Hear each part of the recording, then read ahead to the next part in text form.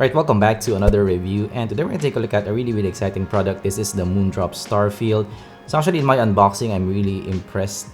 Might be one of my favorite unboxings in my unboxing channel. So actually for me, this is one of my favorites under $200, if not my favorite. So frankly speaking, I'm already considering this to be my daily driver. That's how I like the Starfield. But yes, this still has some cons, so let's discuss that in this video.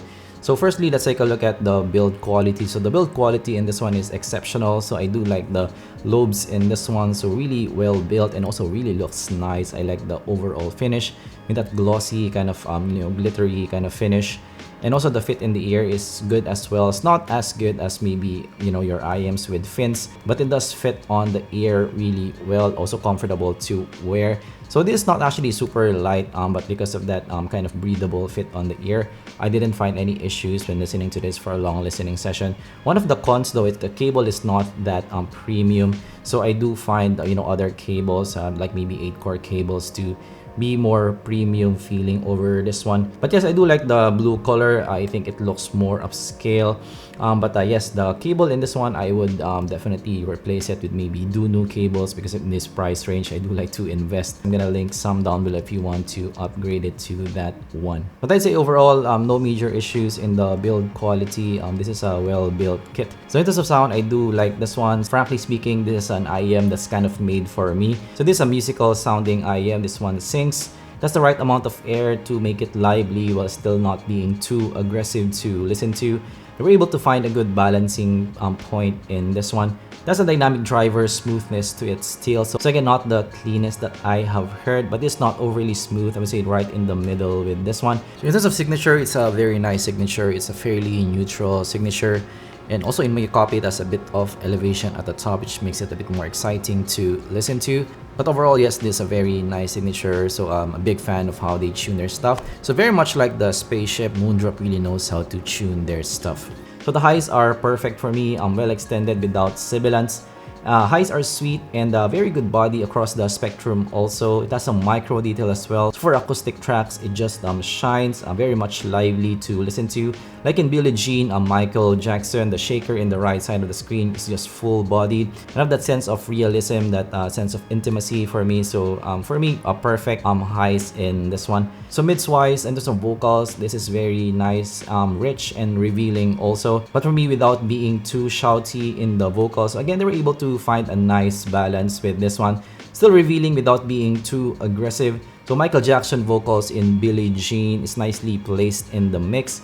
Also has some micro detail and also natural sounding as well. But for me, if I'm gonna really nitpick, so this actually not a big issue, but if I'm gonna just find some faults, so this is still a tad thin for my liking, but this very close to the mid. So this is very good mids and still get high marks in my opinion. In terms of bass, this has very nice texture. It's in the tight side of presentation, but not boring to listen to. It still has very good impact in this one. It also goes pretty deep as well in the bass region. And also what's nice with this one is it doesn't overpower the rest of the spectrum. So the separation is really good still, even for a dynamic driver. But for bass heads, I will recommend a more kind of bassy signature if you're a pure bass head. So soundstage is big and also well placed. It's more of a rounded kind of stage. Imaging is also fairly good, so I can maybe use this for some mixing. So that's how I like this one. So separation is also good because of that not overly smooth kind of sound. I can pinpoint the instruments easily on this one. Again, they were able to find a balance even for a dynamic driver.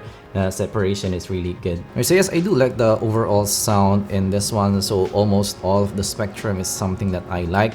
But if I'm gonna nitpick again in this one, so for some people, you might find this still a bit too aggressive. You can still find this a little bit too hot to listen to, but if you're really treble sensitive.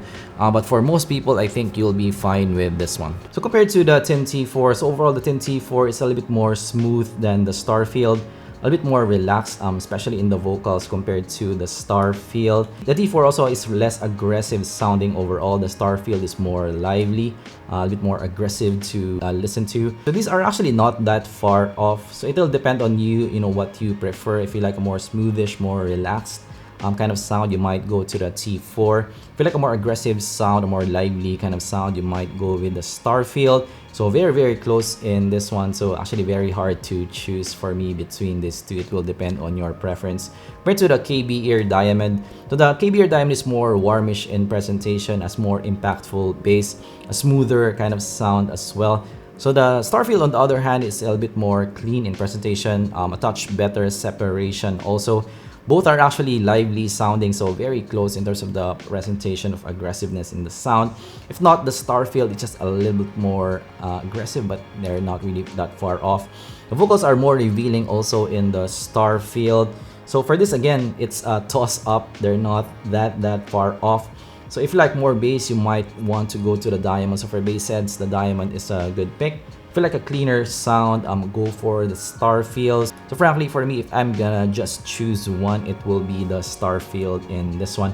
So compared to the Dunu DK2001, so I'd like to compare this with more expensive IEM. So the Dunu is $300. The Dunu has more impactful bass, more airy sound, more shimmer, and also more fun sound overall. So the Dunu is actually a more U-shaped kind of sound over the Starfield. The Starfield in comparison, even if it's already lively, is even less aggressive compared to your Dunu. So the Dunu has more aggressive impact overall. In the acoustic tracks, it just shines. It has a bit more shimmer on top. This is a toss up again. If you like a more fun, more kind of sound, you might want to go to the DK2001. If you like a less aggressive sound, a more neutral kind of signature, you might want to go to the Starfield. In terms of amp pairing, I did find this to be quite versatile. I did like this with both tube amp and also a clean kind of amp. So actually, it just depends on what music I'm gonna listen to, what amp I'm gonna pair this with. So either would work with the Starfield in my opinion. Right, so verdict. So for the Starfield, so I really like this one. I really tried to find fault in the Starfield, but this just fits my preference wholly. So this is an IM that's kind of made for me. So really like this one. So if you know, you fit my preference, if you're looking for something under $200, this definitely should be in your short list. So for Moondrop, I'm slowly becoming more of a fan of Moondrop every single IM release. I'm really excited about the Moondrop SSR. So I'm trying to source for one because might be, you know, one of our top one recommendations in the $50 range. So really excited for that. But for this one, definitely highly recommended for the Starfield. If you like what I have mentioned, and also if you're okay with some cons that I have mentioned, I would recommend this one to you. Right, so that's my review of the Starfield. So if you learned something, of course, leave a like and subscribe for more content like this in the future. I do have a lot of more IEMs to come. So actually the Kinera Freya just came. Also have some headphones that also came here, and also Nishek B49 as well, and also the Spring 2 is also coming. So we have more kind of $100 coverage. But the incoming now would be the ZSN Pro X. That's already on the way to me as well.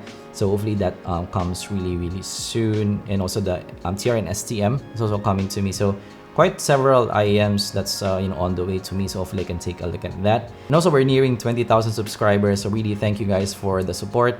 If you haven't subscribed, you know, it would be nice to subscribe so we can reach 20,000. I'm gonna have something special for that 20,000 count. I'm gonna try something to make it as special as I can. So hopefully I can see you guys in the next review. Goodbye.